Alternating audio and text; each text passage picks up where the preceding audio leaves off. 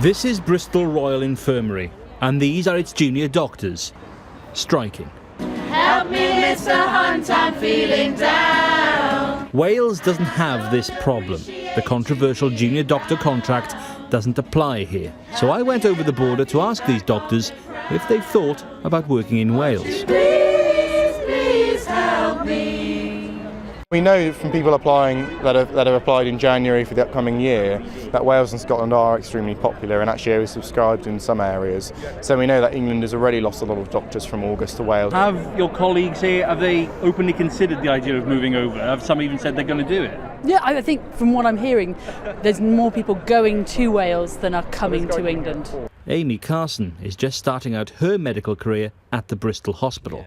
But for her, Wales beckons.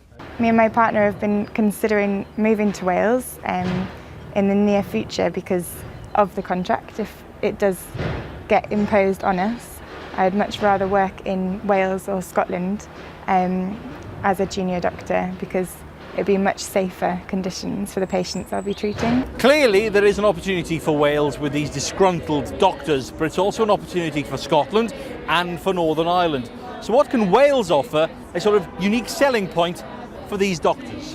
What Wales can offer is an ability to talk to the juniors, to talk to the workforce in general, and to create an environment which is constructive and that is really about patients.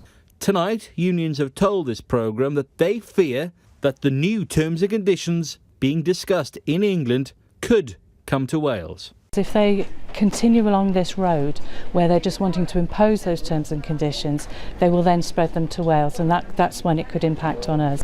And that means a lowering of terms and conditions potentially, which means less pay, which means working potentially longer hours. And that will have an impact not only on our members, but on the patients they're trying so hard to care for. If Jeremy Hunt doesn't take a step back, recognise common sense and stop the madness, we could all see a consequence in the longer term future for the National Health Service. That's a real concern of mine. It should concern everyone that this dispute is carrying on. But the English dispute is going on, leaving the rest of the UK wondering what long-term implications it could have.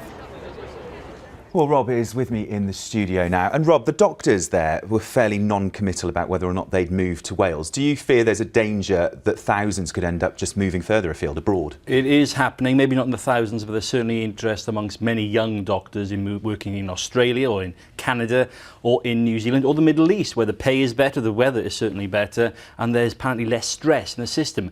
The danger is, and you heard it reflected from Vaughan Gethin in my report, is that Wales, the UK in general, will suffer a brain drain because what is happening in England. Young medics will just give up saying we can't be bothered with the NHS anymore and go elsewhere, and then we've all got a problem. It's an ongoing crisis, obviously. What's the English Health Secretary saying tonight, then? Well, he's blaming the British Medical Association, and the British Medical Association are blaming him. He says he will not be blackmailed by these strikes. He said a 7-day NHS, I put that in quotation marks, is what the Conservatives offered at the general election, and they were voted in, and he will deliver it. But it's certainly controversial, and I think we've got a long way to go yet until there's a resolution.